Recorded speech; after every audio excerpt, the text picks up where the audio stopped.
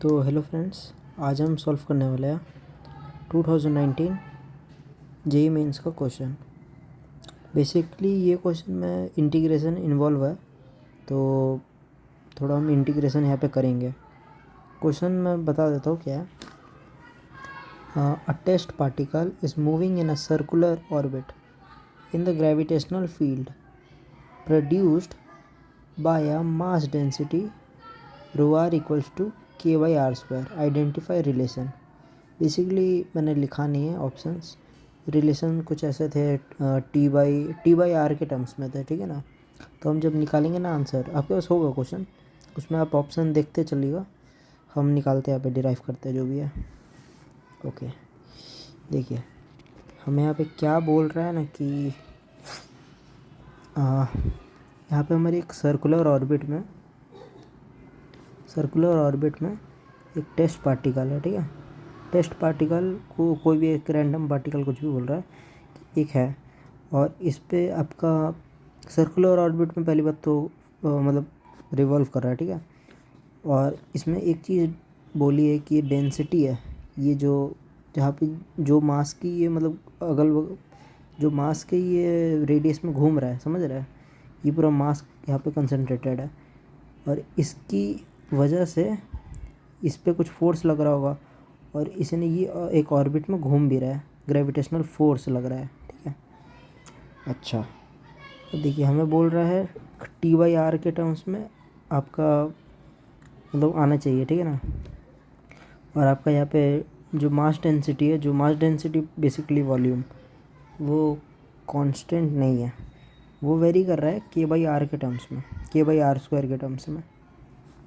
तो बोल रहा है निकालिए रिलेशन। तो देख लेते हैं हम।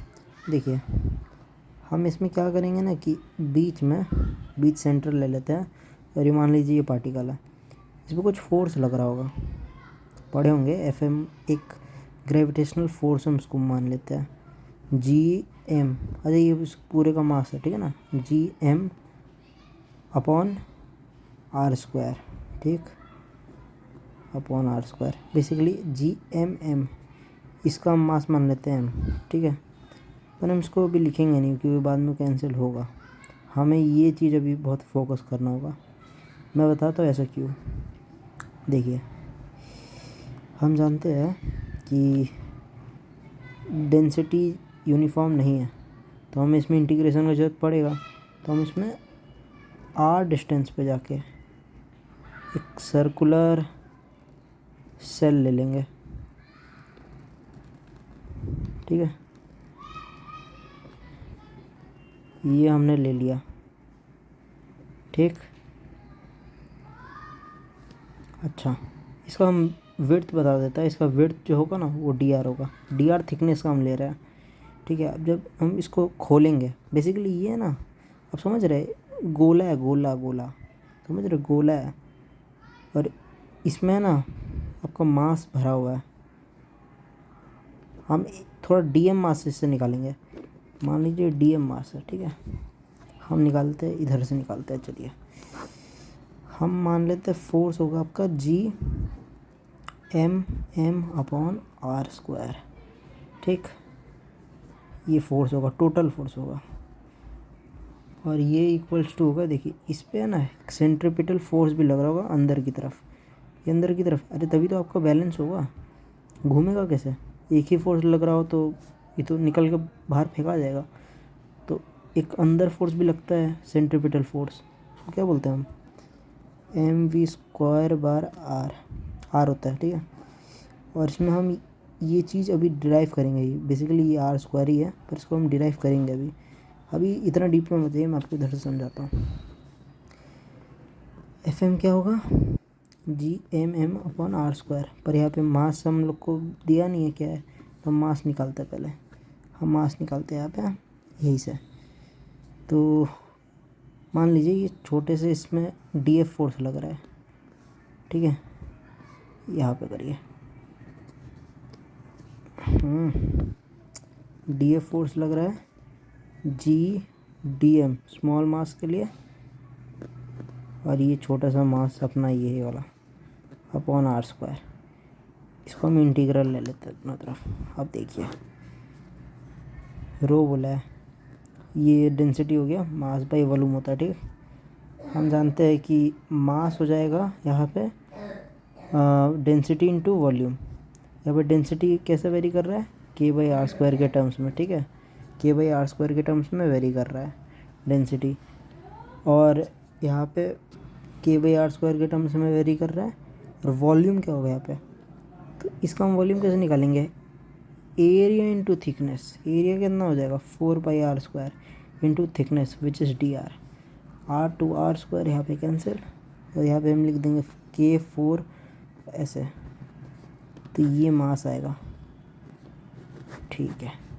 तो ये मास हम इधर डाल देंगे, तो ये टोटल फोर्स हो जाएगा इस तरफ। और यहाँ पे क्या आ जाएगा G into 4 pi K upon में r square. Okay, r 1/x² का आप इंटीग्रेशन जानते होंगे क्या होता है, इतना आप इंटीग्रेशन किए होंगे आई होप। तो यहाँ पे आ जाएगा 1/r -1/r आ जाता है, G 4 pi K upon r. तो ये आपका आ जाएगा टोटल फोर्स। अब हम इसको है ना इक्वेट कर देंगे, क्योंकि हमें देखिए हमें यहाँ पे निकालना था टी, मतलब टी आपका क्या था, टाइम पीरियड के टर्म्स में। तो हम एक काम करेंगे, ये जो आया आपका